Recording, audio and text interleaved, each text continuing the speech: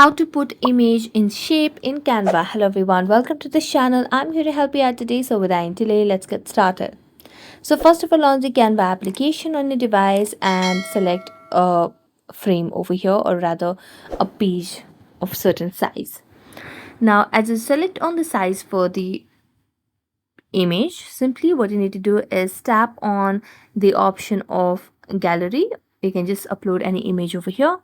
So I'm going to select on a very random image. So let's do that and tap on add to page.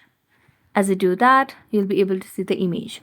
Now, if you want to have a certain shape for this image, what you can do is simply tap on the elements option at the bottom left.